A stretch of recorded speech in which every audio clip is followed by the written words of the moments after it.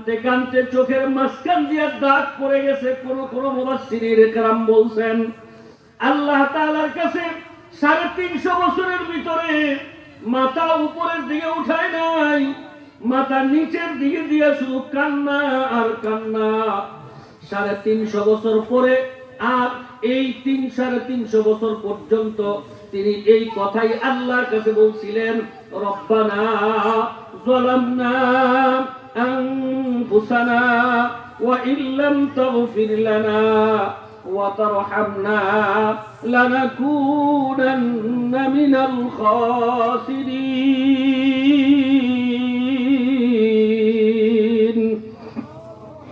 আল্লাহ তাআলার কাছে কথা বারবার বলছেন, রব্বানা, আল্লাহ যালামনা, আমি জুলুম করছি, আমি অন্যায় করেছি, আমি ভুল করেছি। ওয়া ইল্লাম তাগফির লানা, আপনি আমাকে ক্ষমা করে দেন। ওয়া তারহামনা, আপনি বড় দয়াবান, আপনি বড় মেহেরবান। এই 350 বছর পর্যন্ত শুধু নিজের অপরাধকে সামনে হাজির করছেন, অন্যের দোষ দেখে নাই, শুধু নিজের দিকে তাকাইছেন। আল্লাহ, আমি জুলুম করছি, আমি ভুল করছি, আমি অন্যায় করেছি, এই বলে বলে চোখের পানি ফেলাইছেন। 1 দিন না, 2 দিন না, 1 বছর না, 2 বছর না, 10 বছর না, 100 বছর না, পাক্কা 360 বছর পর্যন্ত আল্লাহর কাছে এমন কান্না কানছেন। ভাই গো, আমি আর তুমি তো সেই আদমের সন্তান। হাসাহাসি করে আমার মা বাবারে পাইতে চাও, হাসাহাসি করে বাবারে পাইতে চাও, মোবাইল টিপা ডাম করে শয়তানি করে গল্প গুজব করে অন্যের গীবত শেখায়ত করিয়া আল্লাহর নাফরমানি করে আল্লাহর দয়া পাইতে চাও। দেখো না তোমার বাবা 350 বছর পর্যন্ত একটা ভুলের জন্য কাঁদছেন, আল্লাহর সামনে আদব দেখাইছেন। আল্লাহ তাআলা এই আদমের দিকে তাকাইয়া তোমার আমার বাবাকে আদম সফিউল্লাহ বানাইয়া দিয়েছেন। আল্লাহু আকবার, আল্লাহু আকবার। এই জন্য যারা মাহফিলে আসবো, আদবের সাথে বসবো, চুপচাপ বসে যাইবো, অন্তর থেকে দুনিয়ার সব চিন্তা ছেড়ে দিব। এই কোরআনের আয়াত বলা হবে, অর্থ বলা হবে, তাফসীর বলা হবে, এই কথাগুলো আমরা মনোযোগ দিয়ে আমাদের হৃদয়ের মধ্যে যদি গাঁথতে পারি, ঢুকাইতে পারি, তাহলে দেওয়ার মালিক দুনিয়ার কেউ না, দেওয়ার মালিক যিনি তিনি কে? এই জন্য ভাইকে খালেস নিয়তে বসবেন। আল্লাহ তাআলা আমাদের সবাইকে খালেস ভাবে বসার মতো তৌফিক দান করুন। সকলে বলেন আমিন। আরো জোরে দিয়ে বলেন আল্লাহুম্মা আমিন। সম্মানিত ভাই ও বন্ধুগণ, খুব খেয়ালের সাথে শোনা চাই।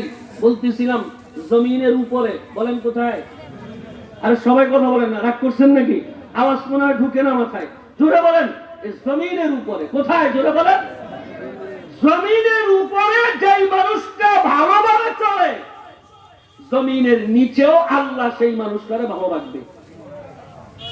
আর জমিনের উপরে যেই মানুষটা তালবাহানা করবে, আল্লাহর নাফরমানি করবে, মন চাহি জিন্দেগি করবে, আল্লাহর অসন্তুষ্ট জীবন যারা পরিচালনা করবে, এমন মানুষগুলিকে জমিনের নিচেও তাদের সাথে ফেরেশতারা খারাপ ব্যবহার করবে। এই জন্য জমিনের উপরে আমাদেরকে ভালো হইতে হবে, ঠিক না? বেরিয়ে জোরে বলেন। ওই বিছনায় পয়লা গ্যার গ্যার গ্যার গ্যার করতেছে আর বলে, হুজুর আসেন আমার বাবারে তওবা করাই দেন, সারা জীবন করছে আকাম, গ্যার গ্যারের সময় এসে তওবা করাইতে। এটা নয়, জমিনের উপরে যতদিন আল্লাহ আমাদেরকে রাখবে ততদিন আমাদেরকে ভালো হয়ে চলতে হবে, ঠিক না? বেরিয়ে জোরে বলেন। আমি আপনাদের কাছে জানতে চাই, মজলিসে এই মুহূর্তে যারা উপস্থিত আছেন, আপনারা আমরা সবাই জমিনের উপরে ভালো হয়ে চলার ইচ্ছা কি আপনাদের আছে? হ্যাঁ, বুঝে শুনে করেন, দিলের থেকে করেন, হুজুকে বাঙালি না, আর জোরে জোরে খালি স্লোগান না, একটু বুঝা নিজের দিকে তাকাইয়া একটু বলেন তো, জমিনের উপরে ভালোভাবে চলার ইচ্ছা কি আমাদের সবার আছে? কার কার আছে? একটু আল্লাহু আকবার বলে আসবেন। আল্লাহ আপনি তাকায় দেখেন, আমরা বাদাল জোহর জান্নাতের বাগানে বইসা আপনার কাছে দরখাস্ত, আমরা জমিনের উপরে ভালো হয়ে চলতে চাই। আল্লাহ আমাদের সবাইকে চলার মতো তৌফিক দিয়ে দেন। সবাই জোরে বলেন আল্লাহুম্মা আমিন। জমিনের উপরে ভালো হইয়া যদি চলতে হয়, আল্লাহ তাআলা জমিনের উপরে ভালোভাবে চলার জন্য 30 পারা কোরআনুল কারীম পাঠাইছেন। জমিনের উপরে ভালোভাবে চলার জন্য কত পারা কোরআন শরীফ পাঠাইছেন? জোরে কোন, জোরে কোন, জোরে কোন, কত পারা? এই কোরআনুল কারীম হলো কালির লেখা। আমরা অনেকে দেখি, শুধু তাকাইয়ে থাকি, পড়তেও পারি না। কেউ পারে, কেউ পারে না। কেউ আবার পড়তেও পারে, আবার তার অর্থও বলতে পারে। আবার কেউ আছে অর্থও জানে, ব্যাখ্যাও করতে পারে। কিন্তু আমরা আম মানুষ, অনেকে কোরআন শরীফ পড়তেও পারি না, অর্থ তো জানি না, ব্যাখ্যার তো প্রশ্নই আসে না। নবীজি বলেন, তোমরা যদি এই কোরআনুল কারীমের বাস্তব যদি দেখতে চাও, এতদিন আপনারা মাইকে শুনছেন, মাওলানা আকরাম সব বয়ান করবে, দেখেন নাই। আজকে যখন চেয়ারে বসে আপনারা যেমন বাস্তব দেখছেন, এই কোরআনুল কারীমের বাস্তব নমুনা যদি দেখতে চান, আল্লাহর নবী বলেন, তোমরা আমি মুহাম্মদুর রাসূলুল্লাহ সাল্লাল্লাহু আলাইহি ওয়াসাল্লামের 63 বছর জীবনের দিকে তাকাও। আমি নবী আল্লাহর কালামের বাইরে কোনো বলি নাই, কোনো কিছু করি নাই। আমি আল্লাহ তাআলার হুকুম ব্যতীত, আল্লাহ পাকের নির্দেশ ব্যতীত, আল্লাহ পাকের সমর্থন ব্যতীত আমি নবী কোনো কাম করি নাই। তার আল্লাহর নবীর 63 বছর জীবনটা যদি আমরা একটু তালাশ করি, তাহলে আমরা পেয়ে যাব আল্লাহর কালামকে যেইভাবে আমাদেরকে ভালো হওয়ার জন্য নির্দেশ দিয়েছেন, সেইটা আপনার আমার নবীর জীবনে আছে না নাই? আল্লাহর হাবিবের 63 বছর জীবন, বাস্তব জীবন, শিশুকালের জীবন, যৌবনকালের জীবন, বৃদ্ধকালের জীবন, মক্কার জীবন, মদিনার জীবন, ব্যক্তি জীবন, পারিবারিক জীবন, সামাজিক জীবন, রাজনৈতিক জীবন, অর্থনৈতিক জীবন, কামাই খরচ, লেনদেন, মুআমালাত, মুআশারাত, আখলাক, আপনার আমার নবীর কাছে কমপ্লিট জীবনে ছিল কি ছিল না? ছিল কি ছিল না? আপনার আমার হায়াতের জীবনে আমরা যারা চলাফেরা করতেছি, আমাদেরকে দেখতে হবে আমার ঘর থেকে বের হওয়াটা আমার নবীর তরিকা অনুযায়ী হয় কিনা, আমার বয়ানটা নবীর তরিকা অনুযায়ী হয় কিনা, আমার ওযুটা নবীর তরিকা অনুযায়ী হয় কিনা, আমার মসজিদে ঢুকাটা নবীর তরিকা অনুযায়ী হয় কিনা, আমার জমিনের চাষাবাদরা আমার নবীর তরিকা অনুযায়ী হয় কিনা, আমার মিটিং মিছিল নবীর তরিকা অনুযায়ী হয় কিনা, আমার ব্যবসা বাণিজ্য নবীর তরিকা অনুযায়ী হয় কিনা, আমার রাজনীতি নবীর তরিকা অনুযায়ী হয় কিনা। যদি নবীর তরিকা অনুযায়ী যদি কাজ হয়, তাহলে বুঝতে হবে আমি এই কাজটা ভালো কাম করলাম। আর বান্দা যখন ভালো কাম করতে থাকে, একের পর এক ভালো কাজ যখন মানুষ করতে থাকে, করতে করতে করতে করতে এমন একটা সময় এসে যায় যেই মানুষটা আস্তে করে একটা ভালো মানুষ হয়ে যায়। সবাই ধরে বলুন সুবহানাল্লাহ। কিন্তু বাবারে, কাফের বেঈমান মুশরিকরা আপনার আমার বন্ধু না শত্রু? কয়েকজনে কইছেন, বাকিরা মনে হয় বন্ধু। বাকি গর্গির বন্ধু? সবাই জোরে কোন, বন্ধু না শত্রু? টাকা পয়সার শত্রু, বাড়ি ঘরের শত্রু, জায়গা জমিনের শত্রু? না, কাফের বেঈমান মুশরিকরা হলো আপনার আমার ঈমানের শত্রু। ঠিক তবে ঠিক, কারণ তারা জানে মুসলমান যদি ঈমান মজবুত করে যদি আল্লাহু আকবারের একটা আওয়াজ দেয়, লাখো কাফেররাও একজন মুসলমানের সাথে পারবে না। মুসলমানের আওয়াজের এত পাওয়ার, ঈমানের আওয়াজের এত পাওয়ার, কিন্তু আমরা এত আওয়াজ দেই, তারপরেও কেন কাজ হচ্ছে না? তার পিছনে খোঁটাই যদি আমরা একটু যদি আমরা তাহকিক করি, একটু যদি আমরা তালাশ করে বের করি, তাহলে দেখা যাবে আমি আমার জীবনটা পয়গম্বরের সুন্নত অনুযায়ী আমি তৈরি করতে পারি নাই। ঠিক না ঠিক? আমার কামের মধ্যে সমস্যা, আমার চলার মধ্যে সমস্যা, আমার কথার মধ্যে সমস্যা, আমার পারিবারিক জীবনে সমস্যা, আমার সামাজিক জীবনে সমস্যা, আমার ব্যক্তি জীবনে সমস্যা।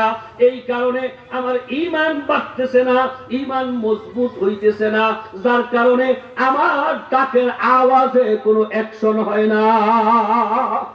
এই জন্য আপনাকে আমাকে ঈমানের আওয়াজ শিখতে হলে আমার নবীর তরিকা অনুযায়ী যদি কোন মানুষ ব্যক্তি জীবন চালায়, পারিবারিক জীবন চালায়, সামাজিক জীবন চালায়, রাষ্ট্রীয় জীবন চালায়, এই মানুষটা সব সময় যদি নবীর তরিকা অনুযায়ী চলতে থাকে, চলতে চলতে এই মানুষটা এক সময় আল্লাহর কাছে এত দামি হবে, এত দামি হবে, তার এক একটা আওয়াজ আল্লাহ তাআলা লাখ নয় কোটি কোটি মানুষের কর্ণকুহরে পৌঁছে দিয়া আল্লাহ হেদায়েতের নিয়ামতের মালা তার গলায় পরিয়ে দিবেন। সুবহানাল্লাহ।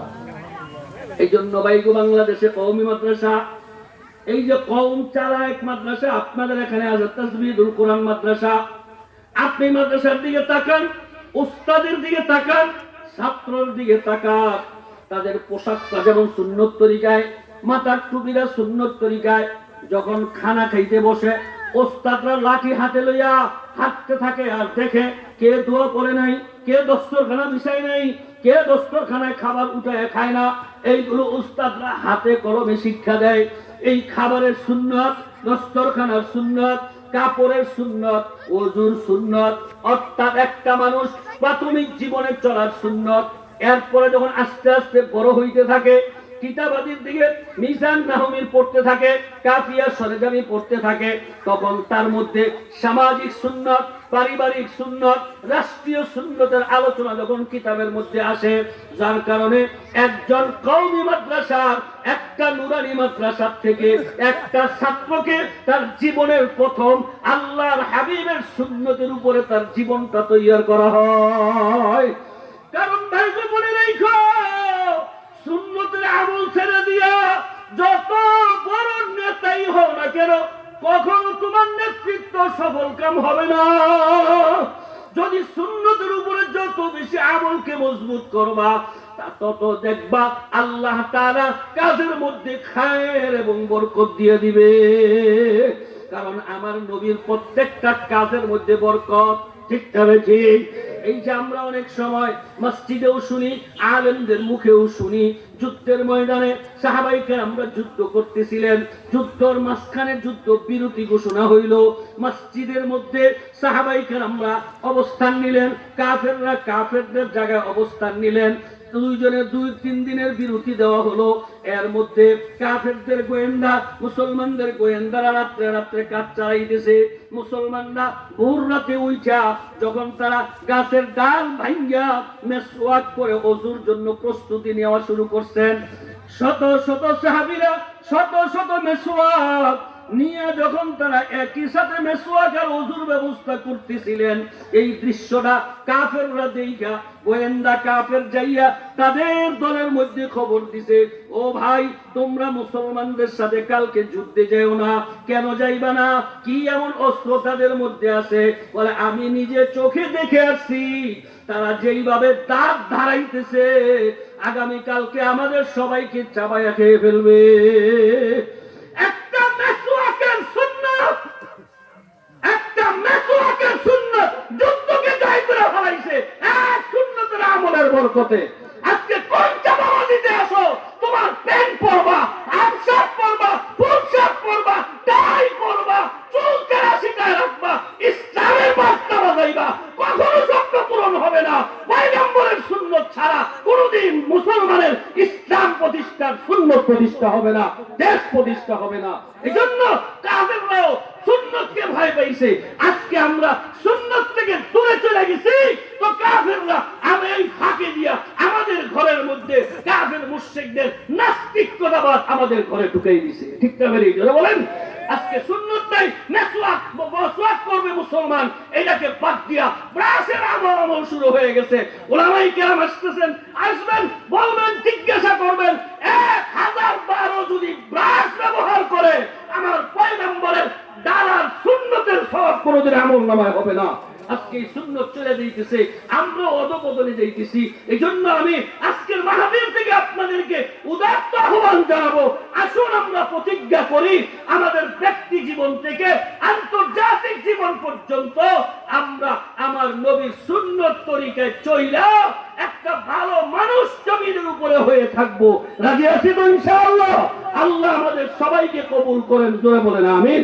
এর জন্য আপনাকে আমাকে নিজেকেও দাওয়াত ও তাবলীগে সময় লাগাইতে হবে, চরমনায় ওয়ালাদের কাছে যেতে হবে, আল্লাহ ওয়ালাদের কাছে যেতে হবে, আলেমদের কাছে যাইয়া সুন্নতের আমলগুলো শিখতে হবে। আমাদের ছোট্ট ছোট্ট কচি কচি মাসুম বাচ্চাদেরকে এই মাদ্রাসায় নুরানিতে ভর্তি কইরা এদেরকে হাতে কলমে সুন্নত শিখাইতে হবে। তা হইলেই আগামী দিন এই প্রত্যেকটা সন্তান সুন্নত ওয়ালা জীবন তাদের তৈরি হবে। ঠিক না বেরিয়ে জোরে বলেন? এই জন্য আমি লম্বা করব না, খেয়ালের সাথে আমরা বয়ান শুনবো। আর এই তাসবিদুল কোরআন মাদ্রাসাটা আলহামদুলিল্লাহ 11টি বছর হয়ে গেছে। আলহামদুলিল্লাহ জোরে বলেন, আরো জোরে বলেন আলহামদুলিল্লাহ।